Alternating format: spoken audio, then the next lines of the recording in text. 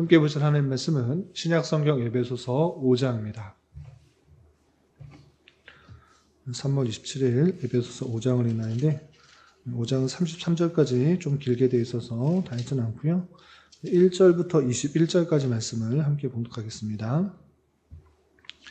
에베소서 5장 1절부터 21절까지 말씀, 신약성경 315면 전후를 보시면 되겠습니다. 1절부터 함께 봉독합니다. 그러므로 사랑을 받는 자녀같이 너희는 하나님을 본받는 자가 되고 그리스도께서 너희를 사랑하신 것 같이 너희도 사랑 가운데서 행하라. 그는 우리를 위하여 자신을 버리사 향기로운 제물과 희생 제물로 하나님께 드리셨느니라. 음행과 온갖 더러운 것과 탐욕은 너희 중에서 그 이름조차도 부르지 말라. 이는 성도에게 마땅한 바니라. 누추함과 어리석은 말이나 희롱의 말이 마땅치 아니하니 오히려 감사하는 말을 하라. 너희도 정녕 이것을 알거니와 음행하는 자나 더러운 자나 탐하는 자 곧 우상 숭배자는 다 그리스도와 하나님의 나라에서 기업을 얻지 못하리니 누구든지 헛된 말로 너희를 속이지 못하게 하라. 이로 말미암아 하나님의 진노가 불순종의 아들들에게 임하나니 그러므로 그들과 함께하는 자가 되지 말라. 너희가 전에는 어둠이더니 이제는 주 안에서 빛이라. 빛의 자녀들처럼 행하라. 빛의 열매는 모든 착함과 의로움과 진실함에 있느니라. 주를 기쁘시게 할 것이 무엇인가 시험하여 보라. 너희는 열매 없는 어두운 일에 참여하지 말고 도리어 책망하라. 그들이 은밀히 행하는 것들은 말하기도 부끄러운 것들이야. 그러나 책망을 받는 모든 것은 빛으로 말미암아 드러나나니 드러나는 것마다 빛이니라. 그러므로 이르시기를 잠자는 자여 깨어서 죽은 자들 가운데서 일어나라. 그리스도께서 너에게 비추이시리라 하셨느니라. 그런즉 너희가 어떻게 행할지를 자세히 주의하여 지혜 없는 자같이 하지 말고 오직 지혜 있는 자같이 하여 세월을 아끼라. 때가 악하니라. 그러므로 어리석은 자가 되지 말고 오직 주의 뜻이 무엇인가 이해하라. 술 취하지 말라. 이는 방탕한 것이니 오직 성령으로 충만함을 받으라. 시와 찬송과 신령한 노래들로 서로 화답하며 너희의 마음으로 주께 노래하며 찬송하며 범사에 우리 주 예수 그리스도의 이름으로 항상 아버지 하나님께 감사하며 그리스도를 경외함으로 피차 복종하라. 아멘. 감사합니다. 오늘 함께 살펴볼 하나님 말씀은 에베소서 5장입니다. 우리가 어제 살펴보았던 것처럼 에베소서 4장부터 그리고 6장까지는 하나님의 은혜로 구원받은 자가 어떠한 삶을 살아야 되는지 다양한 교훈을 하고 있는 것입니다. 그 중에서도 4장에서는 은혜로 구원받은 자로서 그리스도의 몸된 교회가 더욱더 하나 되게 하신 것을 힘써 지켜야 될 뿐만 아니라 그리스도께서 온전케 하신 그 말씀에 따라서 또 봉사일을 잘 감당하고 그리스도 안에서 더욱더 영적으로 자라가야 함을 교훈받을 수 있었습니다. 그리고 이어지는 5장에서도 성도로서 마땅한 삶이 어떠한 것인지 다양하게 교훈도 하고 있는데 내용을 좀 자세하게 살펴보면서 교훈받도록 하겠습니다.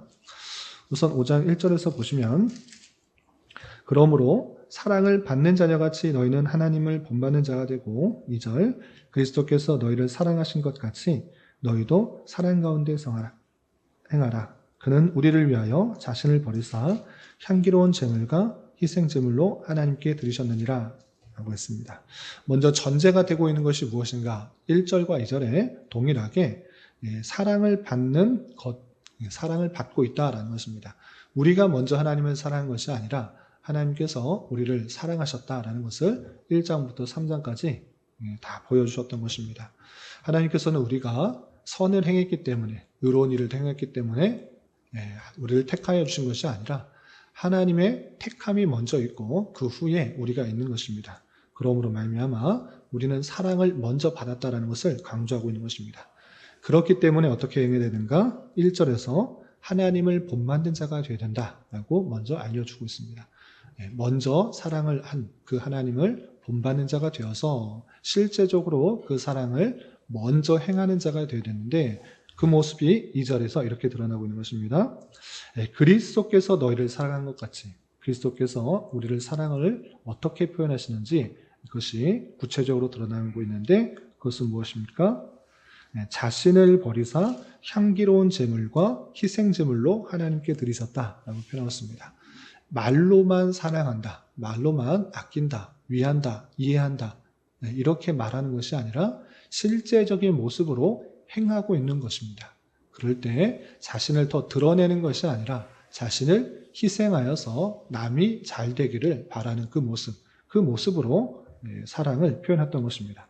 마찬가지로 그리스도께서 희생하셔서 희생 제물이 되어서 우리를 사랑한 것 같이 너희도 그렇게 사랑해야 된다라고 표현하고 있는 것입니다. 어떠함 때문에 사랑하는 것이 아니라 어떠함에도 불구하고 희생하는 것으로 실제 행하는 것으로 사랑을 해야 된다라고 강조하고 있습니다. 그리고 이어지는 3절에서는 이런 표현도 있습니다. 3절 음행과 온갖 더러운 것과 탐욕은 너희 중에 그 이름조차도 부르지 말라. 이는 성도에게 마땅한 바니라 라고 하면서 성도에게 마땅한 행위가 어떤 것인지 예를 드는데 그것은 음행도 아니고 더러운 것도 아니고 탐욕도 아니다. 그것은 성도에게 마땅하지 아니한 줄 알아. 그런 것은 가까이도 하지 말고 이름조차도 부르지 마라. 이렇게 표현하고 있습니다. 근데 이 표현을 잘못 이해해서 음행하거나 더러운 것과 탐욕을 하지 않으면 구원받는다. 이런 것을 말하는 것이 아니라 성도에게 마땅한 바가 이러한 것이다 라고 계속 선후관계를 밝혀주고 있는 것입니다. 그래서 에베소서에서 강조하는 것은 은혜로 구원받은 자답게 성도의 마땅한 바가 무엇인지를 깨달아 그대로 행해야 될 것을 표현하고 있는데 은혜로 구원받고 하나님의 놀라운 사랑을 받았기 때문에 음행, 더러운 것, 탐욕은 가까이도 하지 말고 이름조차도 부르지 말아야 된다. 이것이 성도의 마땅한 바다라고 강조하고 있습니다. 뿐만 아니라 4절에서는 언어 생활도 이렇게 강조하고 있습니다. 4절 보시면 누추함과 어리석은 말이나 희롱의 말이 마땅하지 아니하니 오히려 감사하는 말을 하라 라고 표현하고 있습니다. 행동하는 것도 조심해야 될 뿐만 아니라 그 말하는 것도 누추함, 여기서 누추함이라는 것은 부끄러운 말, 또 음담이라고 할 수 있겠습니다. 부끄럽게 하는 말, 어리석게 하는 말, 희롱의 말, 이것은 성도에게 마땅하지 않은 바이니 그렇게 말하지 말고 오히려 감사하는 말을 많이 하도록 하는 것입니다. 행동뿐만 아니라 말하는 것도 주의하여서 성도에게 필요한 마땅한 본분들을 잘 지켜야 될 것을 강조하고 있습니다.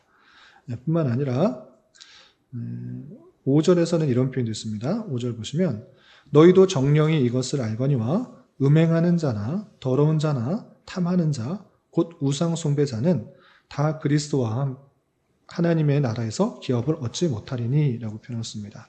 너희들도 아는 것처럼 음행하는 자, 더러운 자, 탐하는 자 곧 우상 숭배자는 그리스도의 하나님의 나라에서 기업을 얻지 못한다 라고 표현하는데 우상 숭배자는 하나님 나라에서 기업을 얻지 못한다 라는 그 표현에 있어서 우리가 눈여겨봐야 될 것은 여기서 음행하는 것, 더러운 자, 또 탐하는 자, 그 것들을 다 우상 숭배의 범위에 포함하고 있다라는 것입니다.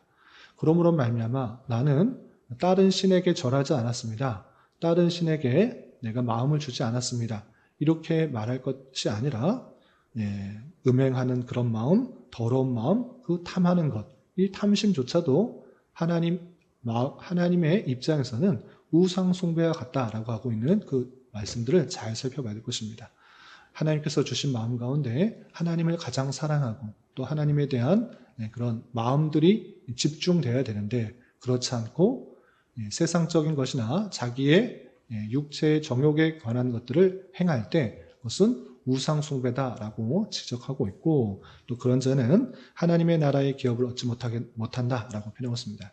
이것도 전후 문맥을 잘 이해해야 될 것입니다. 이런 것을 하면 구원받지 못한다.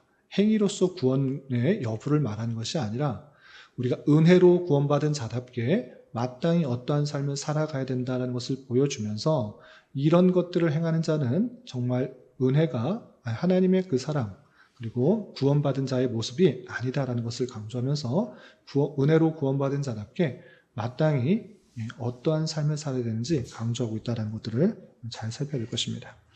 비슷한 표현들이 더 드러나고 있는데 8절에서는 우리의 정체성을 빛에 비유하여서 이렇게 강조하고 있습니다. 8절 보시면 너희가 전에는 어둠이더니 이제는 주 안에서 빛이라. 빛의 자녀들처럼 행하라 라고 하면서 하나님을 알지 못했을 때는 어둠, 깜깜함, 그냥 자기가 하고 싶은 대로 행하는 그런 어둠과 같은 그런 모습이다. 그러나 주의 은혜를 다 깨달았기 때문에 주 안에서 빛이다. 그러므로 빛의 자녀들처럼 행해야 된다라고 표현하고 있습니다. 그럼 빛의 자녀들처럼 행하는 것이 무엇인가? 그것을 또 9절에 이렇게 표현해 주고 있습니다. 9절 보시면 빛의 열매는 모든 착함과 의로움과 성실함에 있느니라 라고 하면서 빛의 자녀로서 마땅하게 열매를 맺어야 될 그 모습은 모든 착한 것, 또 의로움과 진실함으로 행하는 그 모습들이 있어야 될 것입니다. 그러므로 우리는 하나님의 은혜로 구원을 받고 또 빛의 자녀가 되었기 때문에 그 빛의 열매들을 잘 맺어야 되는데 우리가 행하는 그 행실이 모든 착함과 의로움과 또 진실함으로 행하기를 힘써야 될 것입니다. 또한 덧붙여서 10절에는 이런 표현도 있습니다. 10절 보시면 주를 기쁘시게 할 것이 무엇인가 시험하여 보라 라고 표현했습니다. 대단히 적극적인 표현을 쓰고 있습니다. 주를 시험하여 보라. 하나님을 어떻게 시험할 수 있습니까? 그럼에도 불구하고 빛의 자녀들로서 하나님을 시험해야 될 것이 있는데 그것은 무엇인가?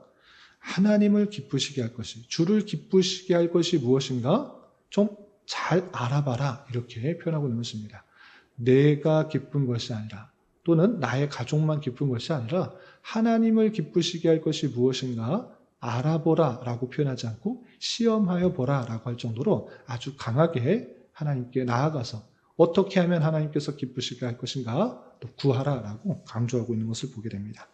이런 비슷한 표현이 조금 건너뛰어서 17절에도 이렇게 표현되어 있습니다. 17절 조금 이따 다시 한번 문맥을 설명드리겠지만 비슷한 표현으로 그러므로 어리석은 자가 되지 말고 오직 주의 뜻이 무엇인가 이해하라 라고 표현하고 있습니다.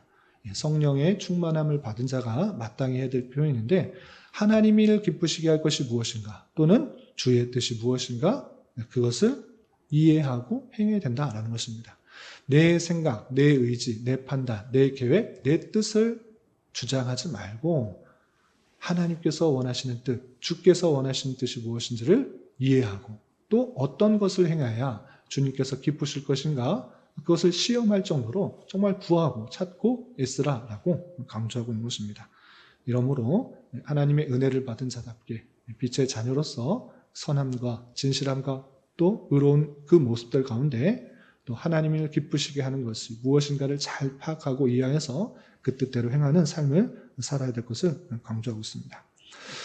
그리고 15절 보시면 성령으로 충만함을 받으라 라는 의미가 무엇인지 잘 표현하고 있는데 내용을 좀 살펴보도록 하겠습니다.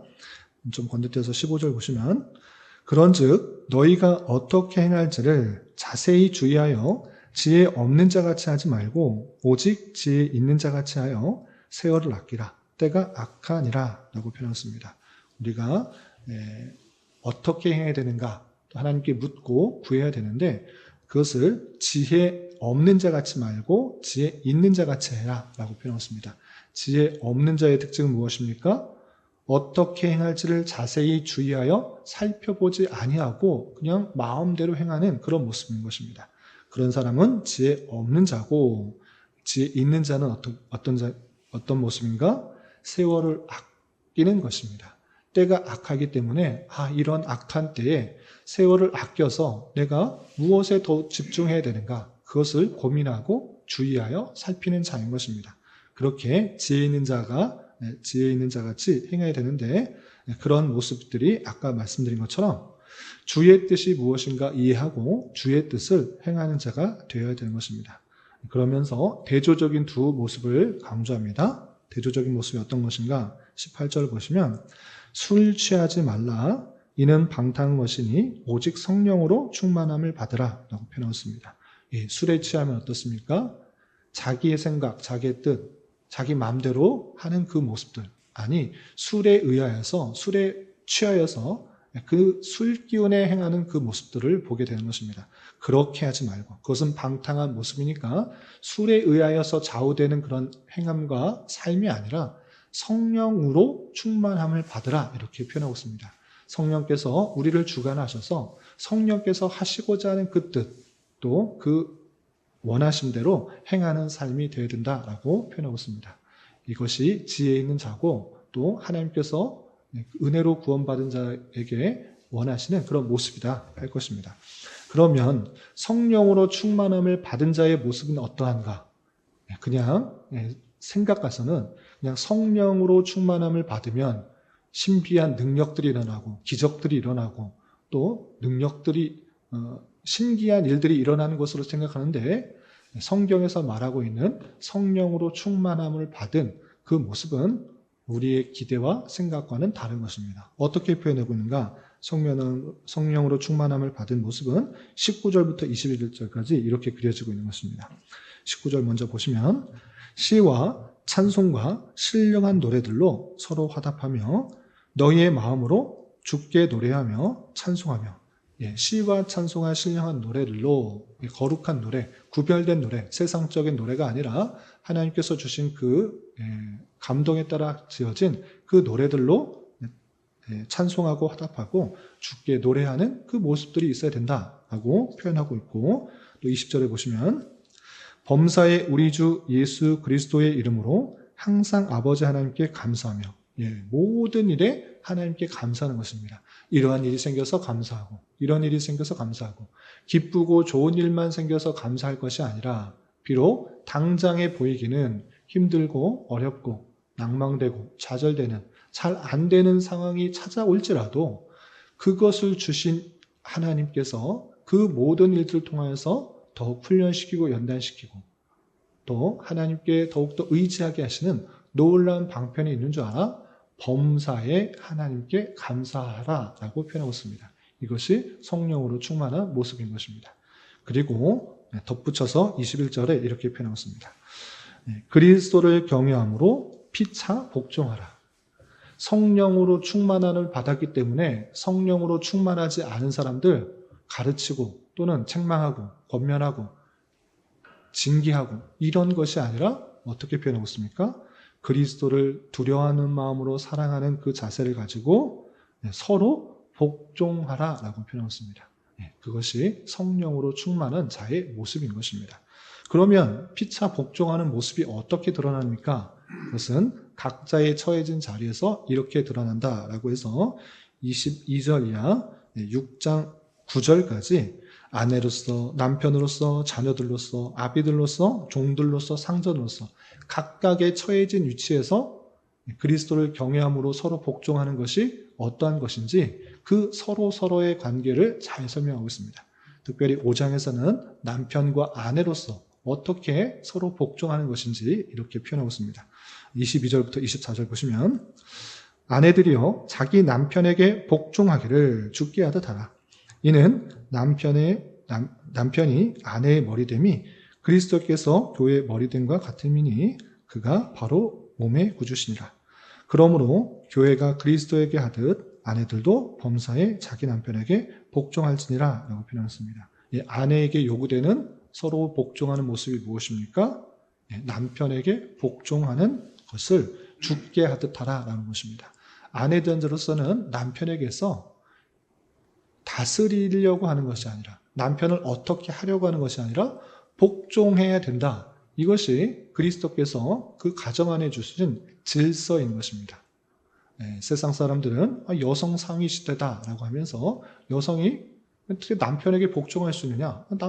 여성도 높아질 수 있다라고 하면서 남편을 좌우하려고 하는 그런 모습들이 세상적인 모습일진데 그리스도께서 주께서 주신 그런 질서 가운데서는 남편에게 복종하기를 주께 하듯 하라라고 표현하고 있습니다. 왜 그런가? 이것은 남편이 아내의 머리가 되었다라고 그 질서를 알려주는 것입니다. 마치 무엇과 같은가?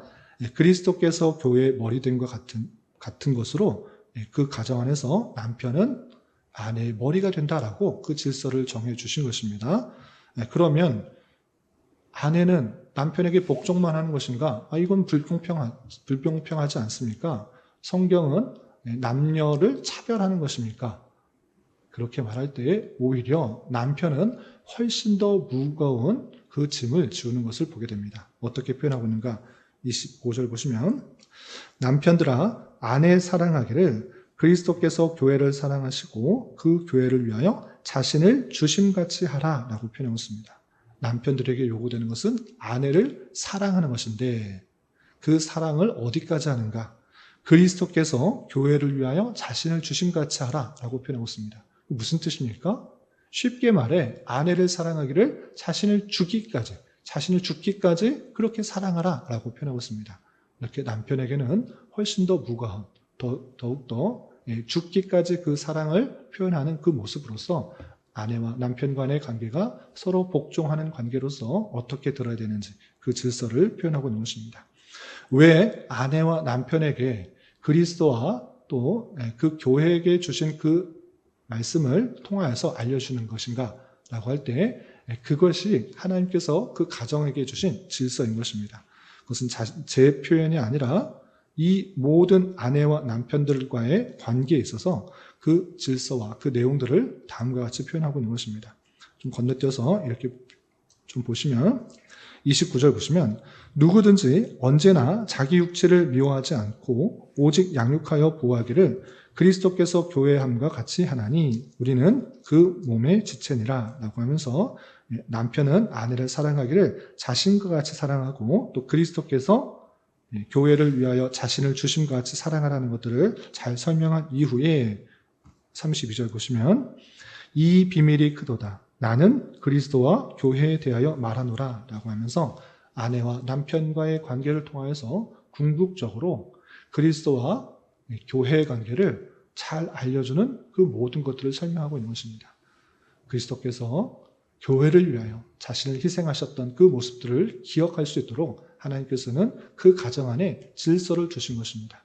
그래서 남편된 자로서는 아내의 머리가 되기 때문에 그 아내를 자신을 죽이기까지 자신의 몸같이 사랑하는 모습들이 반드시 있어야 될 뿐만 아니라 아내는 교회의 머리가 그리스도가 된 같이 자신의 머리는 남편이라는 것들을 기억하며 그를 존중하고 복종하고 권위를 세워주는 그 역할들을 잘 감당해야 될 것입니다. 이것이 주께서 가정에게 주신 질서인 줄 알아 그것들을 잘 표현할 것이고 그것이 성령으로 충만하여 서로 복종하는 모습으로 드러나는 그런 하나의 예인 것입니다.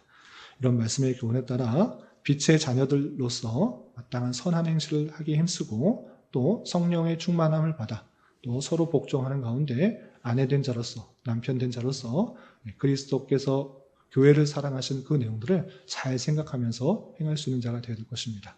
이런 저와 여러분이 되시기를 주님의 이름으로 부탁을 드립니다. 기도하겠습니다. 하나님 아버지 감사합니다. 오늘 말씀을 통해 사랑을 받는 자로서 어떠한 삶을 살아야 되는지 교훈받았습니다. 이런 말씀을 대하는 자로서 사랑 가운데서 행하기를 힘쓰며 온갖 더러운 것과 탐욕을 멀리하고 바른 언어 생활을 하게 하여 주시며 빛의 자녀들처럼 주를 기쁘시게 할 것이 무엇인가와 주의 뜻이 무엇인지를 온전히 분별하여 세월을 아끼며 주신 기회를 잘 선용하는 자 되게 하여 주옵시고 남편과 아내된 자로서 서로 사랑하며 복종하는 것을 통하여 교회와 그리스도의 관계를 더욱더 깊이 잘 깨달을 수 있도록 은혜를 더하여 주시옵소서. 주님, 교회 내 육체의 질병과 연약함으로 병원의 치료를 받는 여러 성도들과 그의 가족들이 있사오니 주님 붙들어 주셔서 건강하게 잘 회복될 수 있도록 은혜를 더하여 주옵시며 가족의 전도와 신앙을 위해 직장과 사업장의 문제로 주님께 간절히 기도하는 여러 지체들이 있사오니 주님께서 그 모든 상황과 여건, 마음과 생각을 주장하여 주셔서 우리의 기대와 소망보다 훨씬 더 풍성한 것들로 채워주신 하나님을 깊이 경험할 수 있는 기회 되도록 인도하여 주시옵소서. 이 시간 각자 간절하게 간구하는 기도 제목 주님께서 들으시고 가장 선한 것들로 응답하여 주시옵소서. 예수님의 이름으로 기도 올리옵나이다. 아멘.